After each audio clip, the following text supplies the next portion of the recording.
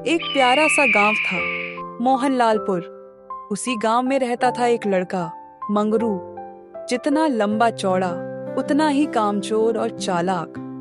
माँ बाप तो बचपन में ही गुजर गए थे, लेकिन गांव के लोग उसे अपने बेटे जैसा प्यार करते थे। 2 दिन हो गए पेट भर के खाना नहीं खाया।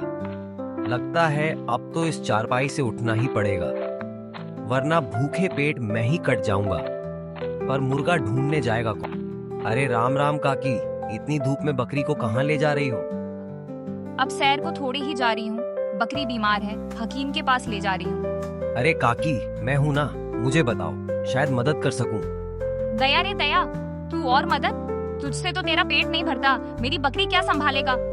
काकी, बचपन में इसी बकरी का दूध पीकर तो पला हूं मैं, इसे मैं ही ठीक करूंगा। सच बेटा? अच्छा तो तू ही देख ले इसे, मैं शाम को लेने आऊंगी। काकी बकरी छोड़कर चली गई और मंगरू की आंखों में चमक आ गई।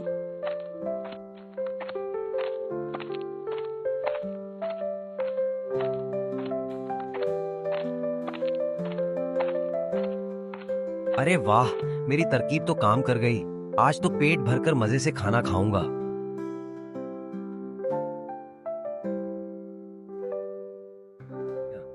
तू आज बाजार चलेगी, अच्छा दाम मिलेगा और मैं खाऊंगा बिरयानी।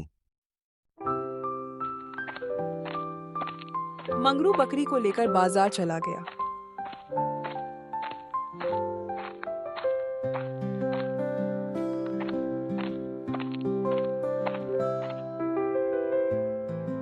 बकरी बेचने के बाद मंगरू ने जमकर खाया पिया, फिर पेट पर हाथ फेरते हुए मुस्कुराया और घर की राह पकड़ ली। काकी अपनी बकरी वापस लेने मंगरू के पास आई है। मंगरू बेटा, मेरी धनिया कैसी है? अरे काकी, ये देखो दूध। अरे वाह, धनिया तो ठीक हो गई। कहाँ है वो? काकी, लगता है बकरी चोरी हो गई। दया रे दया, कौन चुरा ले गया मेरी धनिया? काकी, चिंता मत करो, मैंने एक साधु से विद्या सीखी है। बस एक पांव लड्डू का भोग लगाना होगा देवी को। का डाबरा का आला घू सा। काकी, तुम्हारी बकरी ट्रेन से शहर चली गई है। हे भगवान, ट्रेन से बिना बताए? बिना टिकट जा रही थी, टीटी ने उतार दिया। अब वो लौटेगी कैसे? काकी, जुर्माना भरना पड़ेगा, 500 रुपए। मंगरू ने एक बार फिर चाची को चतुराई से बेवकूफ बनाया और उन्हीं के पैसों से ऐश मौज में जुट गया। काकी बकरी के बारे में चिंता में डूबी हुई थी कि तभी सोहन घर आ पहुंचा। क्या हुआ काकी? बेटा, मंगरू मेरी धनिया को ले गया, अब तक नहीं लौटा। सोहन समझ गया कि मंगरू ने ठगी की है, अब उसकी माया तोड़ने का समय था। काकी, बकरी? मैंने मंगरू को बाजार में देखा, तुम्हारी बकरी को बेचते हुए। क्या सच कह रहा है तू सोहन? हाँ काकी, मैंने अपनी आंखों से देखा। वह चिल्ला चिल्ला कर कह रहा था, ताजी बकरी, दूध देने वाली। वो तुम्हारी ही बकरी थी, सफेद धब्बों वाली। अब उस मंगरू को छोड़ूंगी नहीं, मेरी मासूम बकरी को भी नहीं बख्शा उसने। चल सोहन, मुझे उस बाजार ले चल। चलो काकी, जल्दी करो।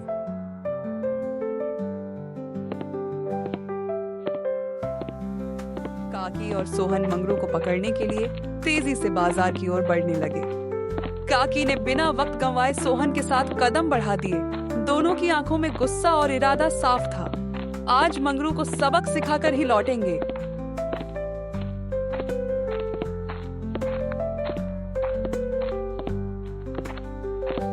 मंगरू को शायद ये खबर नहीं थी कि अब उसके झूठ की दुकान बंद होने वाली है। मंगरू, मेरी बकरी कहाँ है?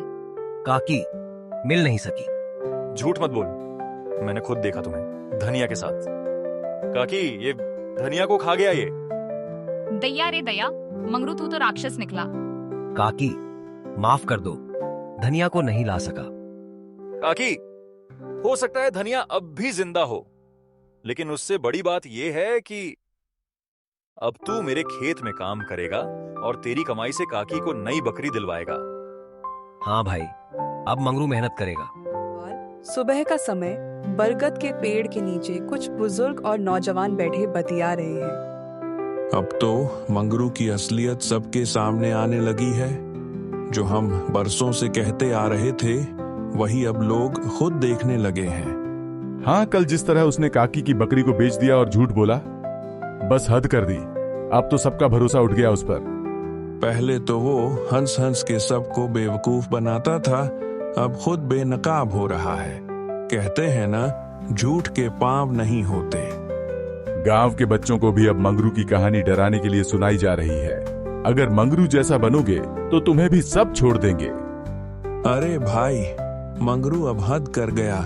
पहले भी फूलवा की मुर्गी गायब की थी, अब पंचायत बैठानी ही पड़ेगी। गांव के चौपाल में नीम के पेड़ के नीचे सरपंच चौधरी हरिराम विराजमान हैं। चारों ओर ग्रामीण हैं। भाइयों बहनों, आज हमें यहाँ एक जरूरी मसले पर इकट्ठा होना पड़ा है। मंगरू की हरकतें अब बर्दाश्त से बाहर हो चुकी हैं। सरपंच जी, मेरी बकरी को मंगरू ने धोखे से बेचा और कहता है कि कुछ पता नहीं। ये पहली बार नहीं है, हर बार कोई ना कोई चाल चलता है। सही कह रही हैं काकी। मैंने खुद देखा मंगरू को बाजार में बकरी बेचते हुए। अब ये गांव ऐसे नहीं चल सकता। हाँ सरपंच जी, पिछले महीने मेरी गाय के चारे की चोरी भी इसी ने की थी। हमारे बच्चों को बहला फुसला कर आम चुरवाता है ये। कोई डर नहीं इसे पंचायत का। सरपंच जी, मैं गरीब आदमी हूँ, भूख लगी थी, गलती हो गई, अगली बार नहीं करूंगा। मंगरू, तुम्हारी ये अगली बार की कहानी अब पुरानी हो चुकी है। गांव के भरोसे का तुमने मजाक बना दिया है। मेरी वही बकरी थी जो मेरे मर चुके बेटे की याद थी। तूने उसे भी नहीं छोड़ा मंगरू। मंगरू को सजा दो, माफ मत करो। माफ मत मंगरू को करो। सजा दो, माफ मंगरू मत को करो। सजा दो, माफ मत करो। पंचायत यह तय करती है कि मंगरू को अगली 3 महीनों तक गांव के कामों में मुफ्त सेवा देनी होगी। सफाई, कुएं की मरम्मत, बुजुर्गों की मदद, और अगर फिर से कोई शिकायत मिली तो उसे गांव से बाहर कर दिया जाएगा। मैं मानता हूँ सरपंच जी, माफ कर दो। अब सच में सुधर जाऊंगा।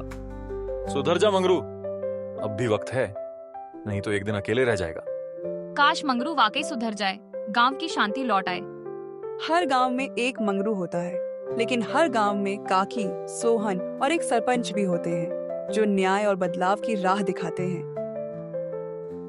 खेत में मंगरू काम कर रहा है, माथे पर पसीना, चेहरे पर शर्म और संकल्प। अब मंगरू पहले जैसा नहीं रहा। उसके हाथों में फावड़ा है और मन में मेहनत का इरादा। कैसा लग रहा है काम करके? पसीना तो बहुत निकलता है, लेकिन रोटी में स्वाद भी आ गया है।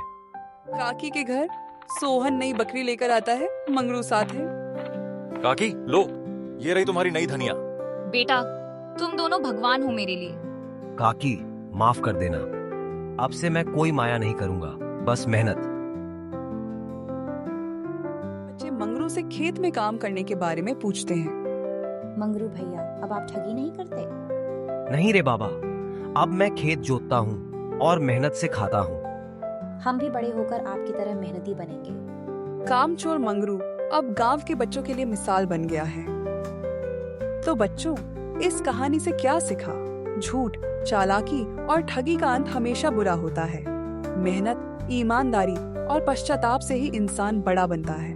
मंगरू भले भटक गया था, लेकिन जब सुधरा तो मिसाल बन गया। अगर आपको मंगरू की माया पसंद आई तो लाइक और शेयर जरूर करें और कमेंट में बताएं, क्या आपने कभी ऐसा कोई मंगरू देखा है?